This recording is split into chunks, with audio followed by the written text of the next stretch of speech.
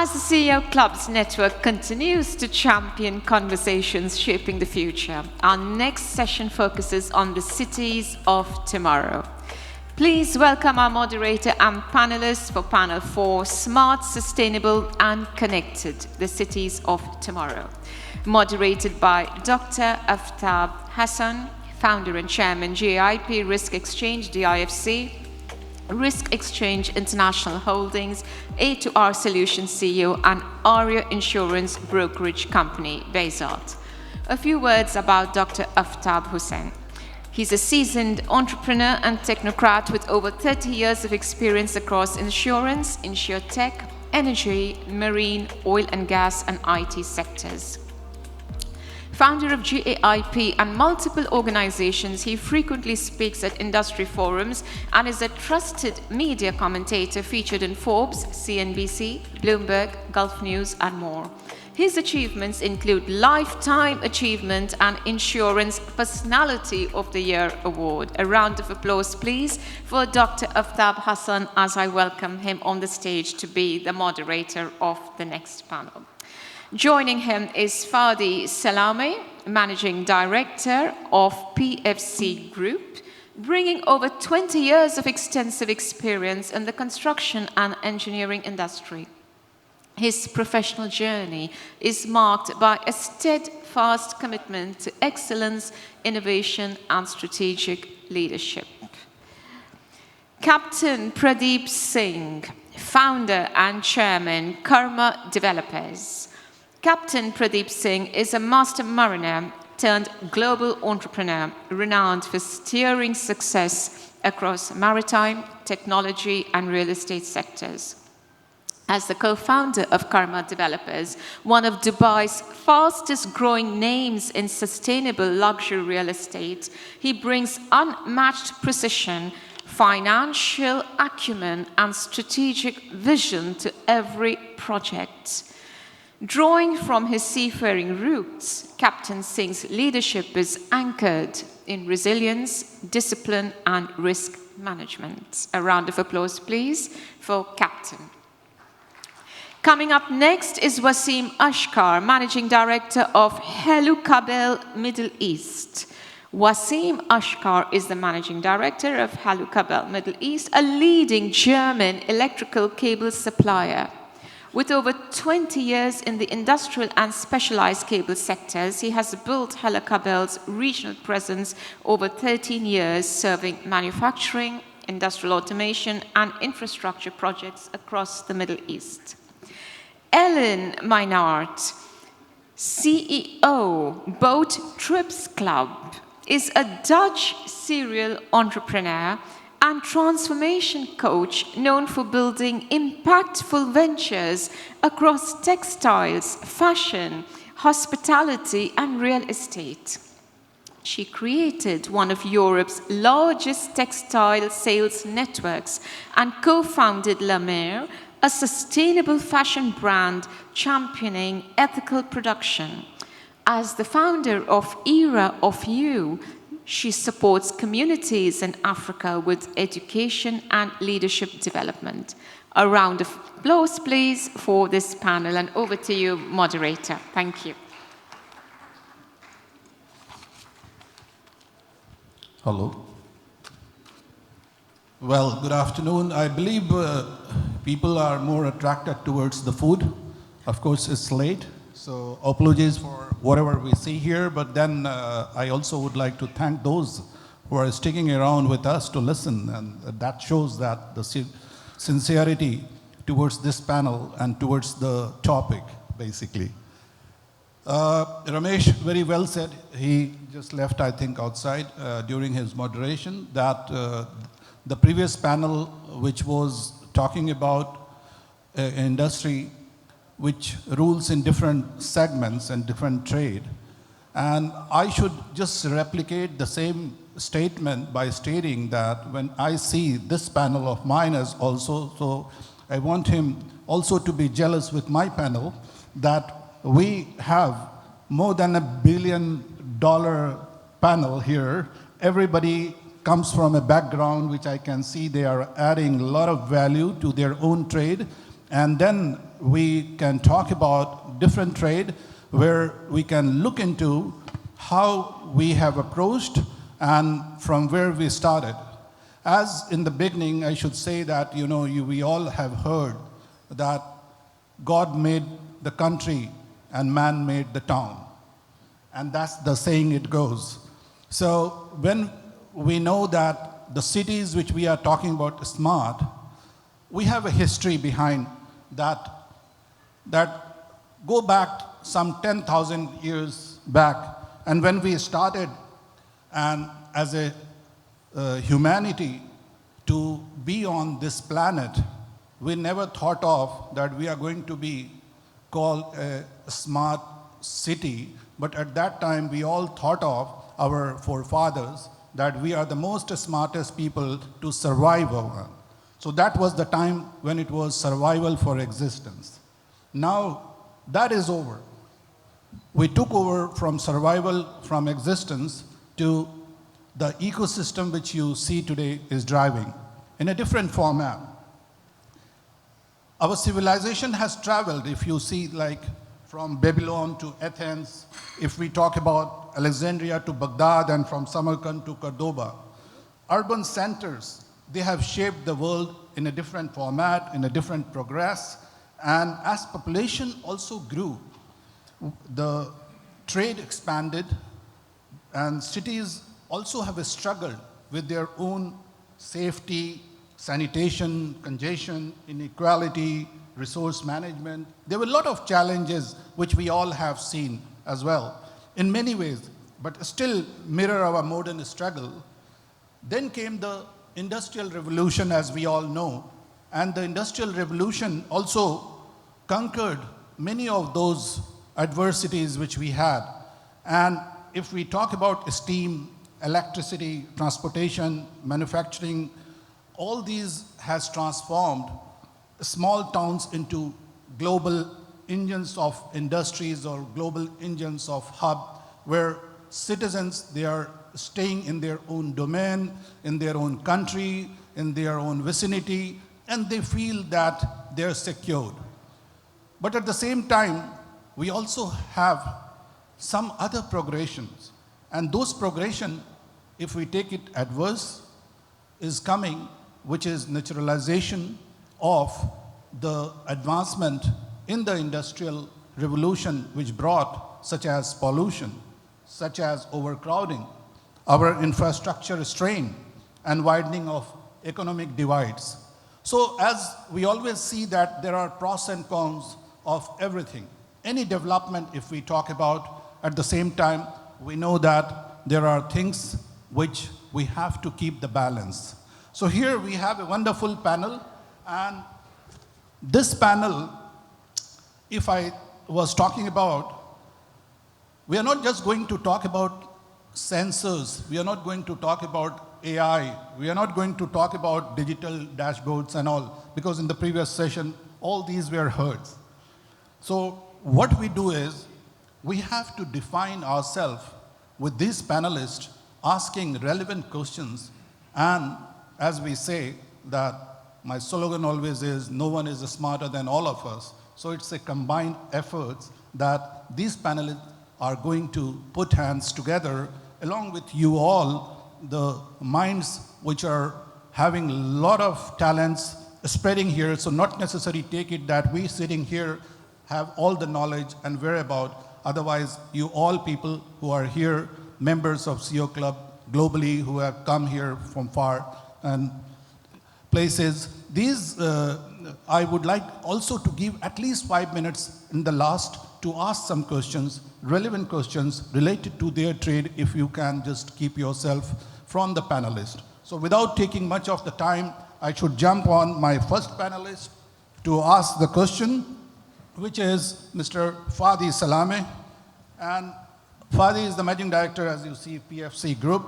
So what I'm going to ask is a general question, which I would try to ask for all the panelists first, which is for all of them, and just take 30 seconds to answer, and before we go further deep in discussion.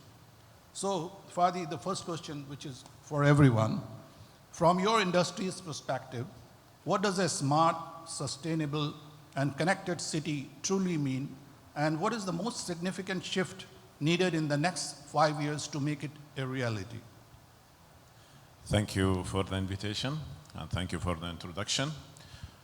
And as beginning, I would like to say, unlike the advanced economies where the industrialization happened by clear initiative pathways, our region facing a very crucial reality. Yeah?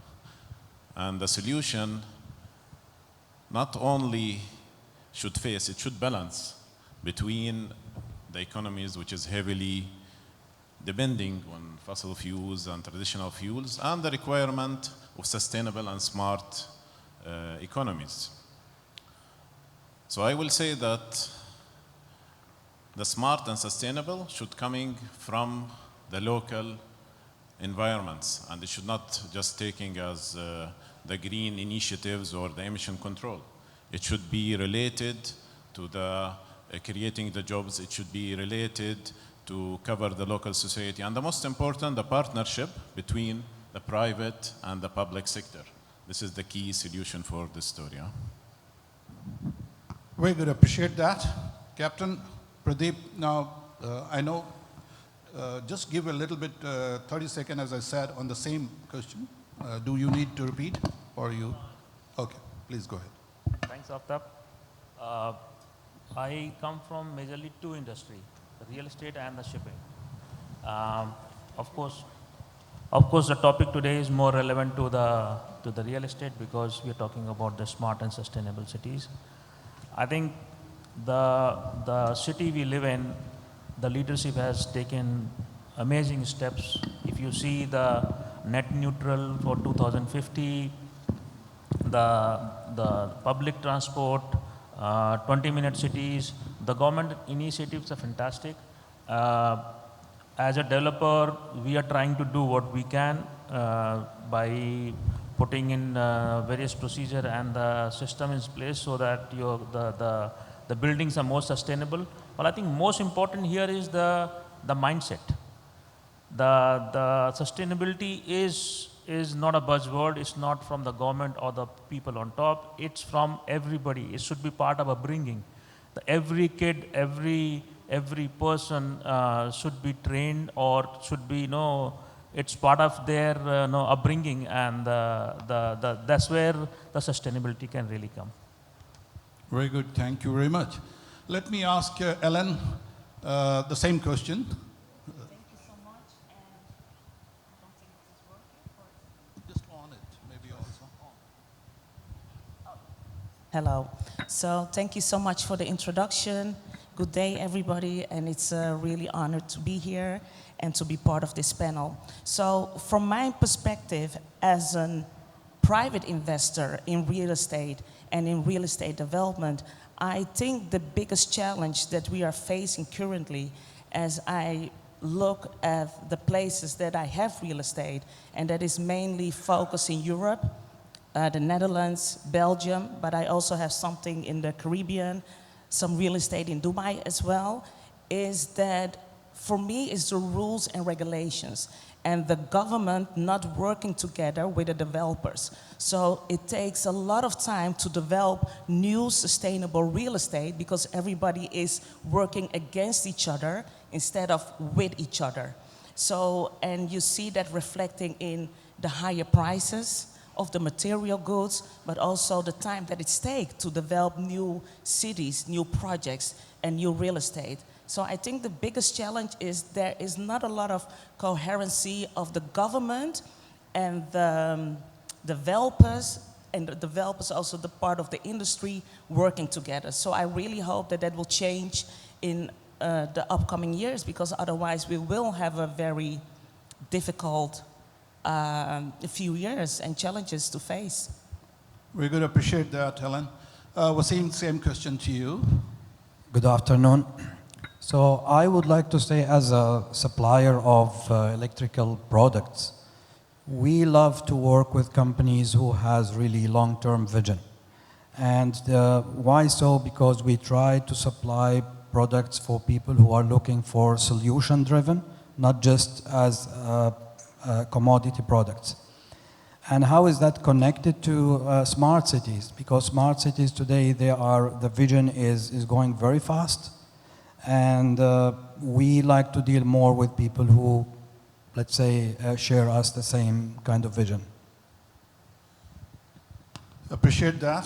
So that was the first question, which was comprehensive as you can take it. And I'm seeing that, and that's very good, that sustainable economies should come from local. As Fadi says, Captain says that mindset of all has to be changed. And the third is that coherent approach has to be Ellen. She brings that, and solution product rather than just selling a product. That's what Waseem believes on. So we'll move with second question for Fadi. What market incentives or policy enablers do you believe will attract more private sector investment into smart and sustainable urban development? Yeah, I think this is a very important topic.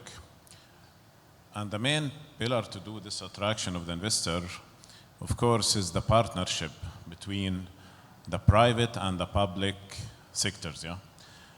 Because in order to attract the investors, you need to reduce the risk.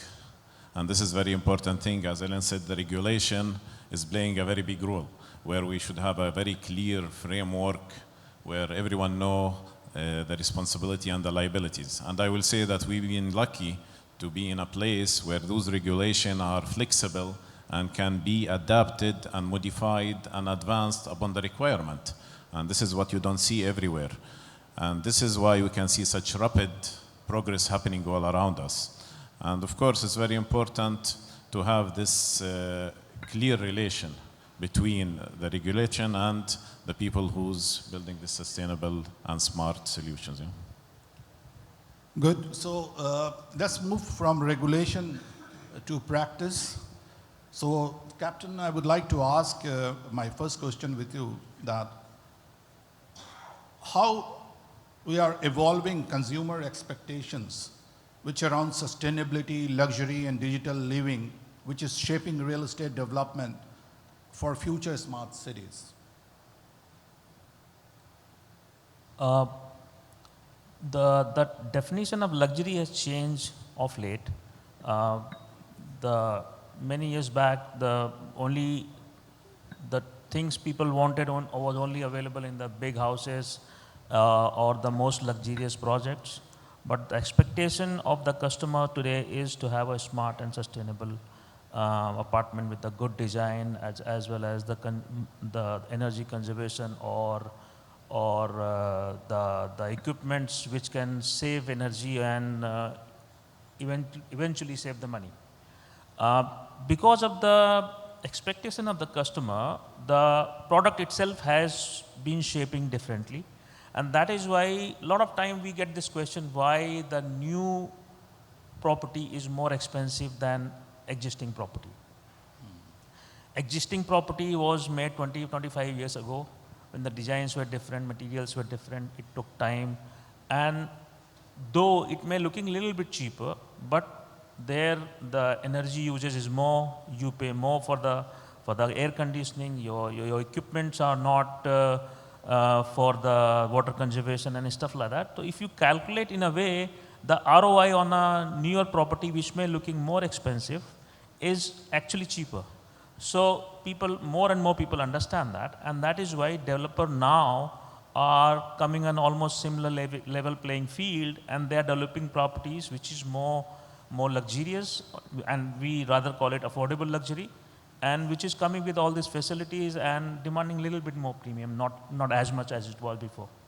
I'll just ask one question again, relevant to the same luxury, because very often we misstand the word luxury when we talk about luxury and basic living, the difference if we talk about.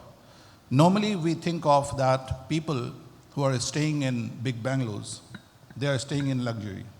And the people who are staying even across seeing the sea view of an apartment is not living in a luxury, because everything he gets in that bungalow which he does not, which is not correct. My background is a civil engineer also, for everyone to know as well. So I come from that background. When we did our civil engineering, and why I ran away from that particular field, I should say also, because I always used to feel that a civil engineer is doing a most uncivilized job. They will throw me in dust to stay as an engineer, and when I bring that tower up, they'll throw me again somewhere else to build another tower. So I could not sustain, and I thought of changing myself in different trade. Now, the question which I was asking you is that if you see all the glamour on those, the development which are taking luxury development, and with big names, brands which they are coming with, why they are not affordable for general masses?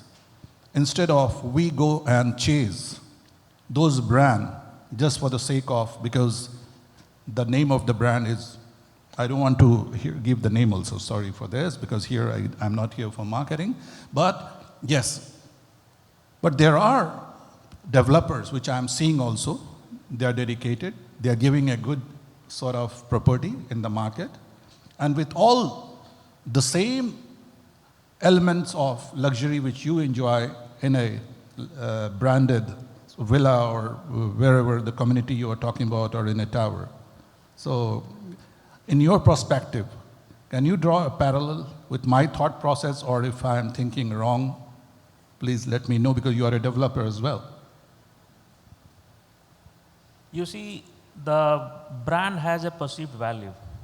A lot of time you buy Ferrari or Rolls Royce not because they are most comfortable, because you want to have that name attached to you.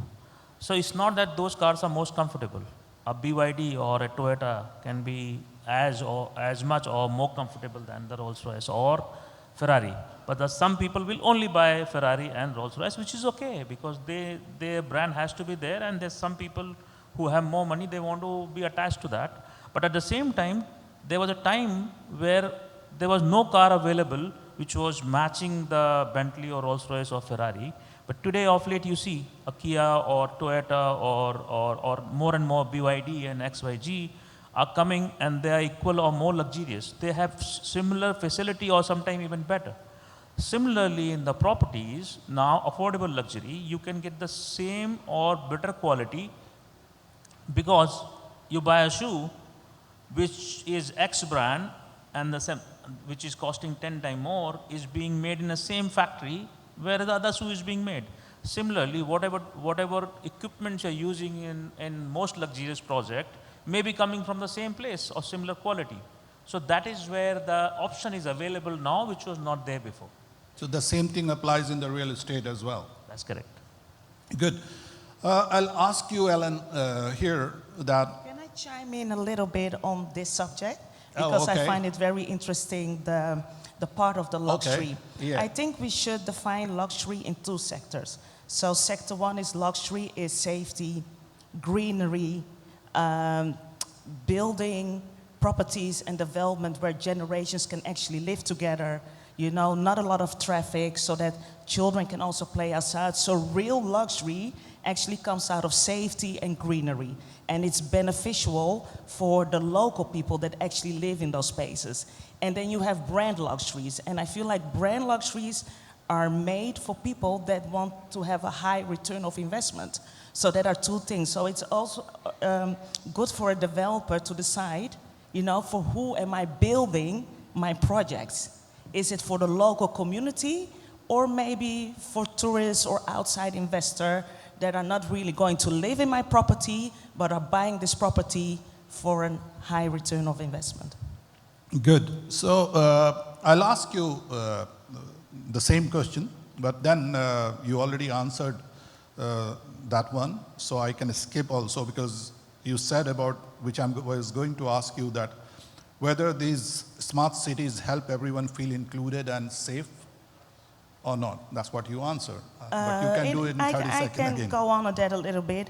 I think if you take, for example, smart cities in Europe, so I think Denmark is one of my favorite cities. Amsterdam is an amazing city.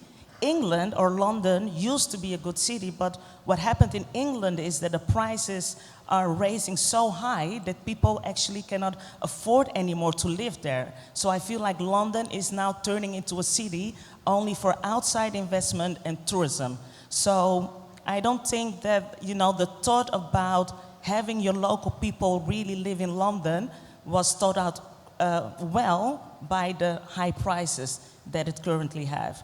So I feel like cities like Amsterdam, but also Dubai, that are cities that really take in mind the long-term investment of building a city and not only rushing into building a city, because we are changing, we are evolving. We are entering the sector of AI that a lot of people work from home, so we don't need to travel much. And I do feel like that Dubai is one of the cities that is doing an excellent job in that, in building cities that will last longer and also are sustainable for the future.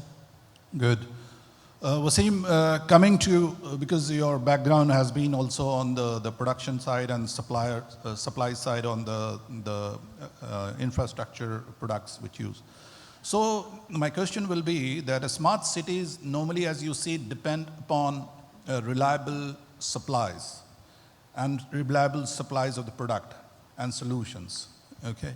So what are the most overlooked risk or bias or bottleneck, I can say, that must be addressed to ensure long-term reliability in that particular domain? Thank you so much for this question. I think, first of all, we need to understand what a smart city means for people, not only for the specialists, because we always speak about AI and digital and so on. And for people, a smart city means everything runs smoothly and flawless without any issues. However, how many times we go to a place where they say system is down? Actually, the system is not down. There's something else. Because what is really happening, one of the bottlenecks here, each utility works perfectly independent. Where if you supply energy, it's perfect. If you supply telecom, it's perfect. But when you put all these things together, that's where actually challenge become in the interfaces. The other challenge where I say is you can supply electrical cable which will last 20 to 30 years. But who built the system? Does he build it on an upgradable level? Because when you want to build another structure of AI, you need also to consider these points. Otherwise, you have to rebuild it again. So from a supplier of cables, there's no problem, but the customer, is he thinking in that vision? The last, maybe not the only point, is cybersecurity. Today, when the system is really connected, are we ahead of hackers, or hackers are ahead of us?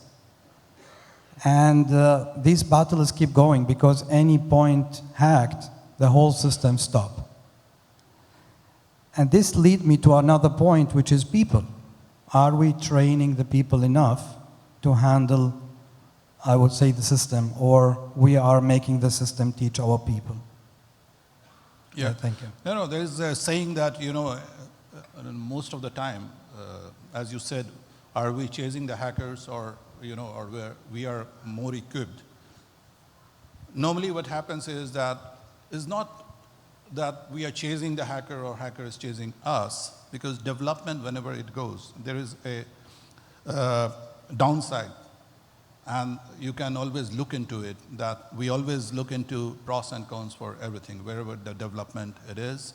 And accordingly, we try to coop up. But someone, of course, on a negative tone, they will come and they will try to, put things which are not on ease. Nevertheless, I should come to Fadi again with the time constraint. What time, how many hours left? 5 minutes. Hours, I wish. Okay. So with the time constraint, I'll have to cover this. Fadi, the question which I should ask you is, how can integrated digital platforms and a smarter connectivity strengthen the resilience of global and regional supply chains? Yeah, again, I will emphasize on the point that the partnership between the different entities playing a major role. And I will say from our experience as a PFC group, since we are involved in the industrial construction and the infrastructure, this is where the adding value you find it if you have, let's say, the public proper partnership. I can give a fast example where we've been working in typical, let's say, procurement, engineering, construction, what they call the EPCM. And one of the main projects and entities in Dubai transferred it to different completely module for procurement, where they went to independent modules where the contractor can propose and where the supplier can implement and where the real technology can take a place and prove itself. This is a very important factor. In addition, of course, you need the proper infrastructure where you have the smart grids, where you have the IoT, where you have the sustainable transport system. All those factors should gather together in order to achieve all this. Yeah. Captain, I know I'll have to put in context that I believe you were coming from the maritime background. And coming from the maritime background, and in the risk management background, if I tell, because I come from the maritime as well, and I also come from the risk management side as well. So how do those principles, which influence your approach and experience to having a developer with all the resilience for a future-proof communities to build a smart city? See, the biggest thing we learn on ships is to be prepared for the worst. Because, I mean, if you're living ashore, living in land, you have a problem, you can call a technician, you can call a doctor, you can call whatever. No, on ships you have limited resources and you need to plan ahead. Similarly, and once you are a seafarer or once you are, somebody's come from defense, discipline, he never leaves discipline. Similarly, me coming from seafaring and then of course running shipping business as well, what we understand, we learn from there, we could never forget. I still get up early. I have a still habit of checking door 2 times it is closed or not. So same thing in business. We always, whenever we are planning a project, we always think of the worst. It can be technological, it can be financial, it can be anything. So we think of the worst case scenario and prepare ourselves accordingly. And that is why the moment we touch a project, we ensure that we have sufficient resources in all respect before we start the project. So once we start, we definitely finish. That is one.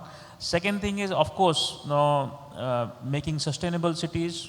Today we have a challenge, or rather, I would say not challenge. Most important thing is balance. How to make a sustainable development as at the same time remain competitive. So. And that is where we try to position our brand in a way that the people are ready to pay a little bit of premium for the more sustainable development they are getting. And I think that's where we try to apply what we learn in shipping to the real estate. Okay, good to know that. Ellen, I would like you concise, at least in 1 minute, thinking about the time restraint we have. Can you share an easy green idea that helps a city be smart and good for the planet, for all of us, for the well-being? Definitely, and that's a beautiful question and such an important aspect for cities also to be smart, because greenery is not only parks, but is also providing oxygen for people to live in, because we are heading in a time where we are dealing with a lot of mental health.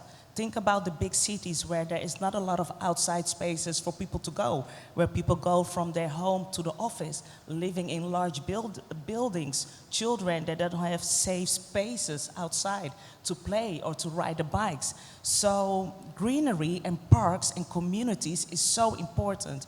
And I also hope that for the future, the developers, the government, they will work together with architects, but also people with knowledge, also for upcoming countries and upcoming cities. If you're thinking about cities in Africa, maybe cities in the Caribbean where the knowledge is not there, but they are building so fast because the population is growing and the tourism is growing, to make sure that we keep always the people and the humanity in mind if we are creating something. So greenery, parks, outside living spaces. When I develop properties, I always make sure that there's outside spaces and that is accessible for everybody. That's good. A green ecosystem, of course, we all appreciate, and it should be. That's the theme, and to summarize your answer. Waseem, moving to your last question, I should say. How do you see industrial automation and smart utilities and connected mobility are evolving as core components of future urban ecosystem? This question reminds me of one joke. They say in future, in factory, you will have 2 employees, a dog and a man. A dog, not to make the man touch the machines, and the man to feed the dog. And I think this is really moving forward to the cities, because you can see today you can control the movement of traffic just by the data collecting from the street and waste management. Great. Also, utilities is changing to be smart. From the water meter we have at home, if you have a problem, you will receive a message saying that you have an issue. And smart grid. In the past, you had a lot of issues of overloading on the grids, where today renewable energy connected to the grid is becoming more smart, and it can adjust based on the data. And many other points are coming where we are going into autonomous. We have Dubai Metro is driverless. In Singapore, I think it's a bus autonomous. And all these things are evolving very fast, and it's important not only to watch this, but to cope up as companies with what is happening, so you can really elevate with the surrounding. Very good. Appreciate that. As I said earlier, I don't have 5 minutes left now, and I would like to give like 2 questions if someone have with the panelists. If no one, then I can give my closing remarks and we can close. But if someone wants some question, please raise your hand. Yes, I think that would be a very good idea, because after this panel session, we're going to break for lunch. So it will be very good to have 2 quick questions. Yes, please. A very important topic. In fact, I read a recent report, Dr. Aftab Hussain, that Dubai's vision for green cities and more greenery is going to be achieved by 2040, if I'm not Exactly. mistaken. So you ask question, if nobody is asking, at least one question will come from the dais. Very well said. I think it's such a lively panel to see from hospitality, real estate, and especially Captain Pradeep Singh, where he's merged his maritime experience into real estate. I think what got you into that inspiration, the sudden shift of maritime expertise to real estate? Yes, very good question. Actually, it's not shift. I've been doing real estate for a very young age, and both are capital-intensive industry, and most important thing in these industries is to buy low and sell high. I'm writing a book. Next book is coming, Asset Play, on the same thing. So they're very similar industry. See, they need proper planning, execution. It's one ship or the project. It takes time to build. Yes. At the same time, if you run them well and buy at right time and sell at right time, you create wealth. Fantastic. Tell me the name of your book once again. One book is already there, which was Amazon bestseller. It's a no map, just vision. But the next book, which is coming completely on the buying and selling, Asset Play, is called The Asset Play. Fantastic. Best of luck for your book. So I believe this was a wonderful session. So ladies and gentlemen, thank you for our distinguished panelists, and give a big round of applause for them and for this insightful and inspiring dialogue. And what we have heard today confirms a firmly and powerful reality here, that the future of cities is not just only about talking about technology, but it is about humanity. Smart cities also, as we know, has to thrive when innovation serves people. Otherwise, it will fade, the whole idea of a smart city. And sustainable cities, if we talk about, will succeed when we respect the planet where we are living ourselves, where we are breathing ourselves. And connected cities also will only flourish when collaboration becomes our strongest infrastructure. And as history has shown us, every major leap in civilization began with cities, and the cities we design today will define the legacy we leave for the generations to come. So let us continue building cities which have intelligent in design, sustainable in spirit, inclusive in character, and resilient in purpose. Thank you to CEO Club Network, and thank you, Dr. Nizami and Sarah, for building such a topic, which was really, it was in my heart always that when we talk about something, it should not just a tagline, but we believe on that. And we all have to practice what we preach. So I would request everyone here, the panelists as well as the audience, please do your own small, whatever task you feel I can do to safeguard this planet, which is very important. Thank you all. God bless you. I wish you a wonderful continuation of the summit.